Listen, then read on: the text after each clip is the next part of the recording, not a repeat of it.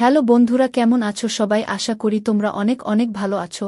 আর তোমাদের ভালোবাসায় আমি অনেক ভালো আছি, কারণ তোমরা আমাকে যে পরিমাণ ভালোবাসা দিয়েছ এবং সাপোর্ট দিয়েছ তা আমি কখনোই ভুলতে পারবো না। তাই তোমাদেরকে মজা দেওয়ার জন্য আবারও নতুন গল্প নিয়ে হাজির হলাম। গল্পটি শোনা মাত্রই আশা করি তোমাদের দাঁড়িয়ে যাবে এবং তোমরা সবাই হাতের কাজ করতে হেডফোন নিয়ে বসে যাও। যদি আমার গল্প শুনে মজা পাও তাহলে অবশ্যই আমার চ্যানেলটি সাবস্ক্রাইব করবে। তো চলো বন্ধুরা, কথা না বাড়িয়ে আসল গল্পে চলে যাই। ঠিক 5 বছর আগে যে মানুষটাকে ভুলার উদ্দেশ্যে রাহি দেশ ছেড়েছিল, আজ 5 বছর পর দেশে ফিরে সে মানুষটির বিয়ের সংবাদই সর্বপ্রথম পেল রাহি। রাহির চোখ টলমল করে। গাড়ির জানালায় তাকিয়ে বিড়বিড় করে বলল, জীবন কত অদ্ভুত লিয়ান ভাই। আমি আপনাকে এত করে চাইলাম, অথচ একটাবার আপনাকে ছোঁয়ার অধিকারটুকুও পাইনি জীবনে। আর সে মেয়েটা জানি না কতটা ভাগ্যবতী, না চাইতেই সবটা পেয়ে বসেছে। জানি না ভাগ্য কেন সবসময় আমার সাথেই এত বাজে খেলা খেলে। কথাগুলো এক নিঃশ্বাসে বলেই কান্না লুকাল রাহি। শুকনো ঢোক গিলে মনে মনে ভাবল, তার হয়তো জীবনে এটুকুই প্রাপ্ত ছিল। এটুকুই। মাকে পেল না, বাবাকে পেল না, পরিবার পেল না, আর যার পিছু পিছু একটু ভালোবাসা পাওয়ার জন্য এতটা সময় ঘুরেছিল সে ভালোবাসার মানুষটাকেও পেল না। এই তো জীবন সুন্দর। রাহি মলিন হাসল। গন্তব্যে পৌঁছাতেই ছটফট নেমে পড়ল মিধা, নিবিড় আর নীলাদ্রিসহ। তারপর ধীর পায়ে চলে এল নিজের জন্য নেওয়া বাসাটায়। মূলত ফ্ল্যাটটা লিয়ানি নিয়েছে মাসখানেক আগে, কিন্তু রাহির জন্য বাসা দেখতে বলায় মিধা আর নিশীথ সে কথা লুকিয়ে জানাল বাসাটা ভাড়া নিয়েছে রাহির জন্য। তারপর জিনিসপত্র কিনে অল্প অল্প করে সাজানো হয়েছে এই পুরো মাসটায়। রাহি পুরো বাসাটা দেখে মৃদু হাসে, বলে, এতসব আসবাবপত্র কেনার কি দরকার ছিল? এত বড় বাসা নেওয়ারও কি প্রয়োজন ছিলে? সিম্পল বাসা হলেই তো হতো। মিধা হাসে। রাহিকে বাসা দেখাতে দেখাতে বলে, রাহি, পুরো একটা পরিবার থাকবে এখানে। তুমি, তোমার বর আর ভবিষ্যৎ বাচ্চা কাচ্চা, তোমার শাশুড়ি আম্মু। রাহি ড্যাব ড্যাব করে তাকায়। বুঝে না উঠে বলে, আমি কবে বিয়ে করলাম? বর কোথায় থেকেই বা আসল? আর শাশুড়ি আম্মু, সেও কোথায় থেকে আসল ভাবি? মিধা আরেকটু হলেই যেন ধরা পড়ে যেত। সত্য লুকিয়ে বলল, এমনিই মজা করে বলছি আর কি। এবার বলো, বাসা পছন্দ তো রাহি? হ্যাঁ হ্যাঁ পছন্দ। তুমি দেখে শুনে বাসা নিয়েছ আর পছন্দ হবে না? মিধা মজার ছলে বলল, আমি তো দেখিনি। বাসাটা অন্য কেউ তোমার জন্য দেখে রেখেছিল, তারপর তোমার পছন্দ অনুযায়ী সাজিয়েছে গি। রাহি বিস্ময় নিয়ে শুধাল, অন্য কেউ? ভাইয়া? মিধা কথা এড়িয়ে বলল, পরে বলবো, এখন ঝটফট ফ্রেশ হয়ে আসো। অনেকটা জার্নি করলে তো। আমি খাবার বানাচ্ছি ততক্ষণ। রাহি মেনে নিল। যেতে যেতে বলল, ভাইয়া আসল না কেন আমায় নিতে? আসবে না? আসবে তো। বললেই চলে আসবে ছুটে। আমি বলিনি। আমিও বলিনি ভাইয়াকে। শুধু তোমায় জানিয়েছিলাম, কিন্তু তুমি কেন বলনি? মিধার মন খারাপ হলো এবারে। নিশীথ এই কয়দিন অফিসের একটা প্রজেক্ট নিয়ে এতটাই ব্যস্ত ছিল যে মিধাকে আর সময় দিতে পারেনি। এমনকি কাল রাত জেগেও সে অফিসের কাজ করেছে ল্যাপটপে। শেষে একটা ফাইল তার কোনো এক ফিমেল কলিগের কাছে রয়ে গেছে দেখে রাত 12টায় সে কলিগের বাসায় গিয়ে ফাইলটা আনতে গিয়েছিল। মিধাকে সে সবটাই বলেছে, কিছুই লুকোয়নি, তবুও মিধার মন খারাপ। কেন এত রাতে ফিমেল কলিগের বাসায় যেতে হলো? কি এত দরকারি কাজ? দুঃখে কষ্টে সে নিশীথকে না জানিয়েই এয়ারপোর্টে গিয়ে রাহিকে রিসিভ করতে গেল নিবিড়, নীলাদ্রিসহ। আর এখন ভোর। সেই রাত থেকে ভোর এতটা সময় নিশীথ একবারও তার খোঁজ করল না। ভেবে কান্না পেল, তবুও কান্না দমিয়ে বলল, এমনি ভাবলাম সারপ্রাইজ দিব। ওহ আচ্ছা, লিয়ন ভাইয়ের বিয়ে কবে ভাবি? পাত্রী কেমন দেখতে? অনেকটা সুন্দর। আরও বেশ কিছুদিন পর। তবে পাত্রী রাজি থাকলে বিয়েটা আজই হয়ে যাবে এমন। লিও পাত্রীকে অনেকটা ভালোবাসে তো। আর পাত্রী দেখতে সত্যিই সুন্দরী। রাহির কষ্ট হলো, যেন কৌতূহল নিয়ে জিজ্ঞেস করল, অনেকটা ভালোবাসে? বাসর ঘরে ঢোকার আগে নিজের রুমের সামনে দরজা আটকে কাজিনদের দাঁড়িয়ে থাকতে না দেখে ভারী অবাক হয় রাফিন। সবাই কি ভুলে গেল নাকি টাকা আদায়ের কথা? নাকি কোনো ফন্দি আটছে? মনে মনে ভাবে রাফিন। অবশ্য ভালোই হলো, টাকা দিতে হলো না। খুশি মনে দরজা ঠেলে ভেতরে ঢুকে রাফিন। গাফথা আর গোলাপ ফুল দিয়ে সাজানো খাটের মাঝখানে এক হাত ঘোমটা টেনে বসে আছে রাফিনের লাল টুকটুকে বউ। হালকা হেসে দরজাটা বন্ধ করে দেয় রাফিন। 3 বছর রিলেশন করার পরে আজকে পূর্ণতা পেয়েছে তাদের ভালোবাসার। দুই পরিবারের সম্মতিতেই ধুমধাম করে বিয়ে হয়েছে ওদের। বুকে হাত দিয়ে লম্বা শ্বাস নিয়ে খাটের দিকে এগিয়ে যায় রাফিন। কেন জানি আজ লজ্জা লজ্জা লাগছে, তবুও বুক ফুলিয়ে এগিয়ে যায়। গলা ঝেড়ে খাটের এক পাশে বসে জানো কত অপেক্ষা করেছি এই দিনটার জন্য। আমি আজ কতটা খুশি তোমাকে বলে বোঝাতে পারব না। খুশিতে গদগদ হয়ে বলে রাফিন, আজকে তোমাকে আমি আমার ভালোবাসার সমুদ্রে ডুবিয়ে দেব। তুমি আর অতল খুঁজে পাবে না জান। ভীষণ ভালোবাসি তোমায়। খয়েরি রঙের পাঞ্জাবিটা খুলে বলে রাফিন, আমি তোর ছোট ভাই। প্লিজ তোর ভালোবাসার সমুদ্রে আমাকে ডুবিয়ে দিস না। আমি সাঁতার পারি না। ঘোমটা খুলে অসহায় ফেস করে বলে রাব্বি। রাফিন এক লাফে খাট থেকে নেমে যায়। এটা কি হলো? বউয়ের জায়গায় ছোট ভাই? হাসতে হাসতে বেলকনি খাটের নিচ আর আলমারির পেছন থেকে বের হয় বাকি কাজিনরা। রাফিনের আর বুঝতে বাকি নেই ঘটনাটা। বুকে সরিয়ে বউয়ের শাড়ি পরিয়ে রাব্বিকে খাটে বসিয়ে রেখেছিল বাদররা। সবাই হাসতে হাসতে লুটোপুটি খাচ্ছে। রাব্বি শাড়ি খুলতে ব্যস্ত। রাফিন কোমরে হাত দিয়ে রাগী দৃষ্টিতে তাকিয়ে আছে দীরগুলোর দিকে। সিরিয়াসলি ব্রো, তুই রাব্বি ভাইয়াকে ভালোবাসার সাগরে ডুবিয়ে দিবি? হাসতে হাসতে বলে তানহা। সব বুদ্ধি তোর আমি বুঝতে পেরেছি। তোকে তো আমি। রাফিন মারতে যায় তানহাকে। আমাকেও প্লিজ ভালোবাসার সাগরে ডুবাস না। আমিও সাঁতার পারি না।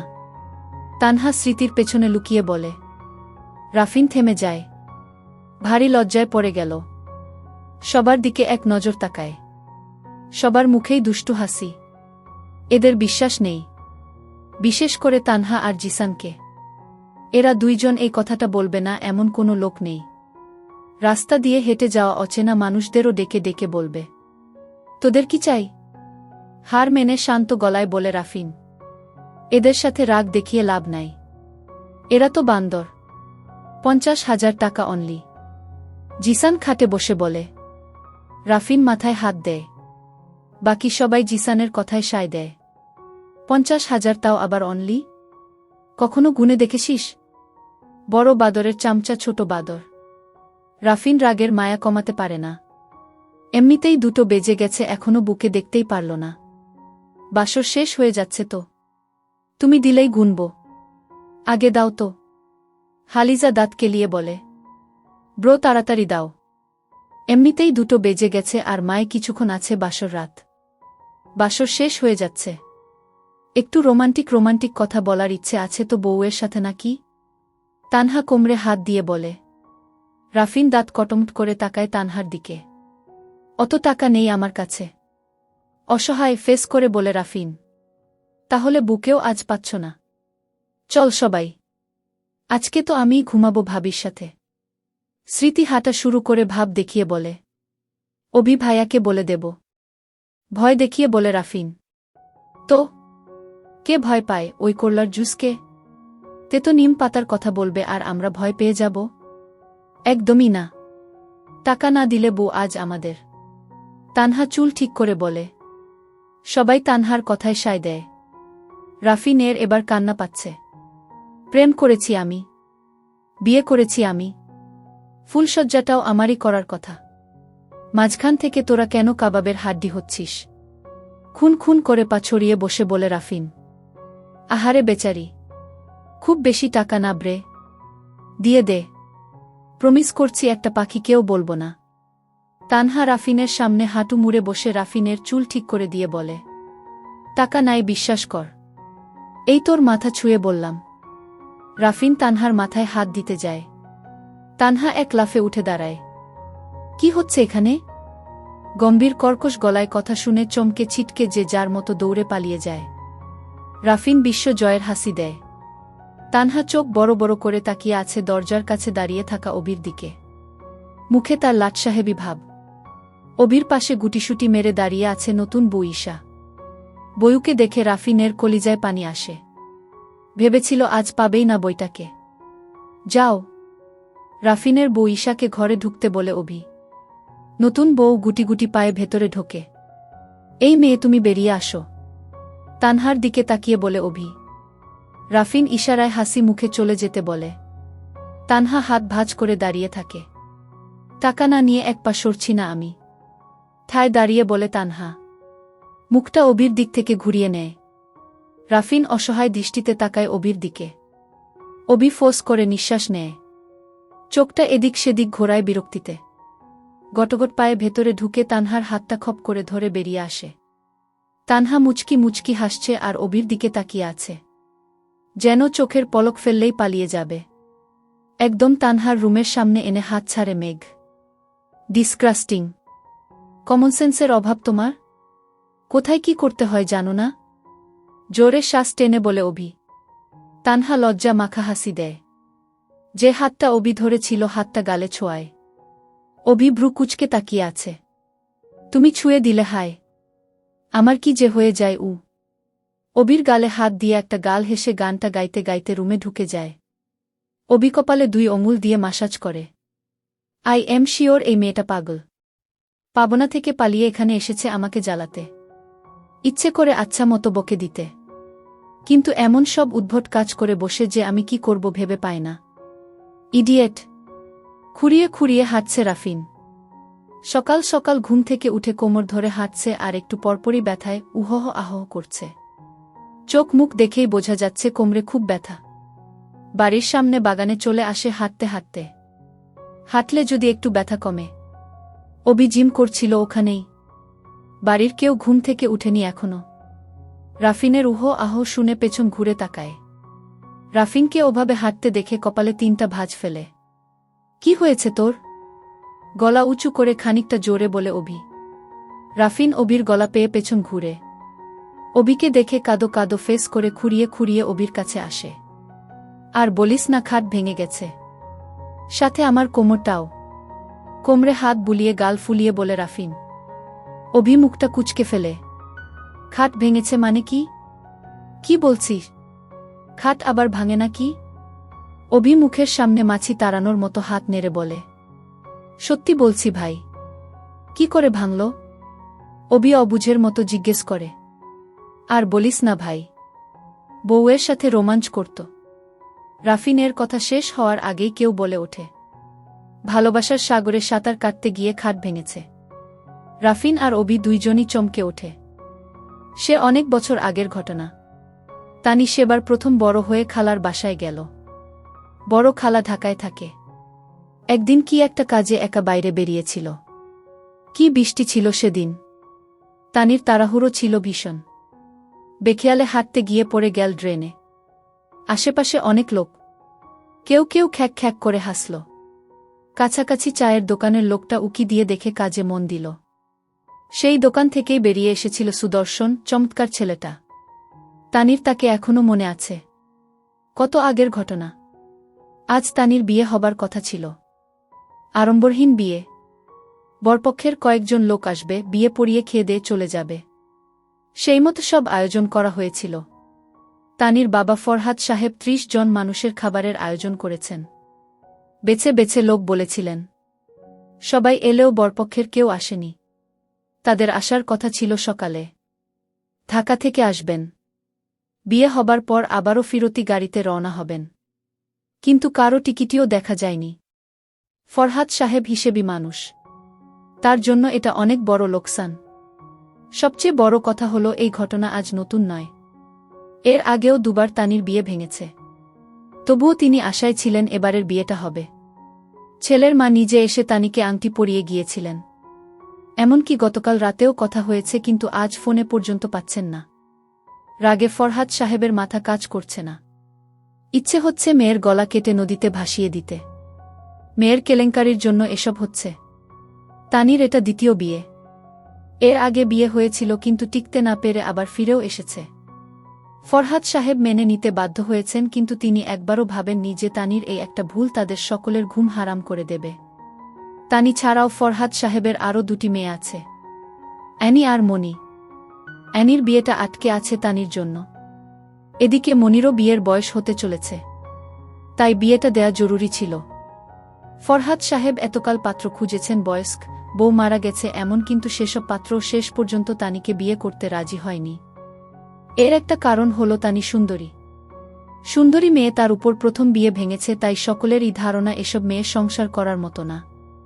আবার আরেক দল ভাবে এসব মেয়েদের জন্ম হয়েছে অ্যাকুরিয়ামে থাকার জন্য, রান্নাঘরের হাতা খুন্তি এদের জন্য নয়।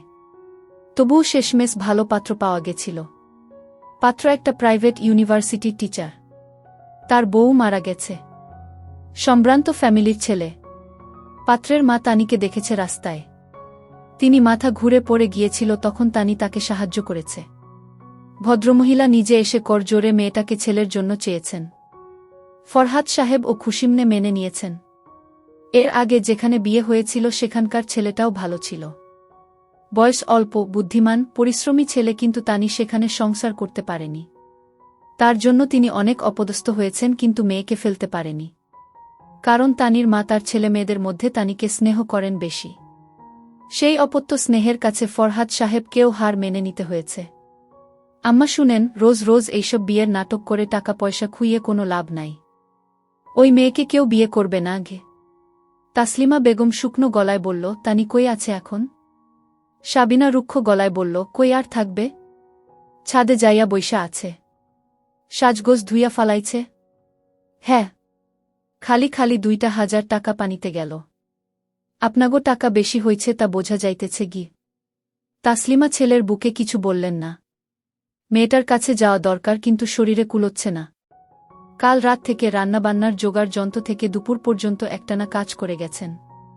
তার উপর আসর হয়ে গেল, কিন্তু বরপক্ষের খবর নেই। মেয়েটার কপালটা এত খারাপ কেন সেটা ভেবেই তাসলিমার রাতে ঘুম হয় না। অথচ তার 5 ছেলে মেয়ের মধ্যে সবচেয়ে ভালো আর শান্তশিষ্ট এটি। অথচ তার কপালেই ভোগান্তি লেগে থাকে। প্রথমবার বিয়ে হলো ইউনিভার্সিটিতে পড়া অবস্থায়। সে বিয়ে টিকল না। আর এখন বিয়ে ঠিক হবার পরও কোনো না কোনো বাহানায় বিয়ে ভেঙে যায়। তাসলিমা উঠে দাঁড়াল। মেয়ের আজ দুঃখের দিন। এই দিনে তার পাশে থাকা অবশ্যই দরকার। এখন ছাদে গিয়ে মেয়ের গলা জড়িয়ে ধরে কাঁদবেন। তবে যদি মেয়েটা একটু হালকা হয়। তানি বসে আছে ছাদের এক কোণে। বাড়িতে এখন এটাই সবচেয়ে নিরিবিলি জায়গা। একটু আগে হিম শীতল পানিতে গোসল করায় শীত শীত লাগছে। তানি হাতের মেহেদির রং খুব মনোযোগ দিয়ে দেখছে। মেহেদির রং ফুটে ওঠায় তানির খালা বলেছিল, জামাই সোহাগী হবি তুই। অথচ তানির বিয়েটাই আজ হল না। এই বিয়ে নিয়ে তানির অনেক আশা ছিল। যে মহিলা তানির শাশুড়ি হবে তাকে ওর খুব পছন্দ হয়েছিল। এই মহিলা মাত্র এক দেখায় সব কিছু জেনে শুনে বলেছিল, আমার ছেলের বউ হবি মা, তোরে মাথায় করে রাখব। তানি মুগ্ধ হয়েছে ভদ্রমহিলার কথায়। নিজের মুখে কিছু না বললেও পরিবারের সম্মতিতে আপত্তি করেনি। তবে ইচ্ছে ছিল হবু বরের সাথে একবার দেখা করে নিজের ব্যাপারে কথা বলবে। কিন্তু ভদ্রলোক দেখা করতে চাইলেন না। মায়ের পছন্দই নাকি তার পছন্দ? তানির মনে হয়েছে ভদ্রলোকের আসলে বিয়েতে মতো ছিল না।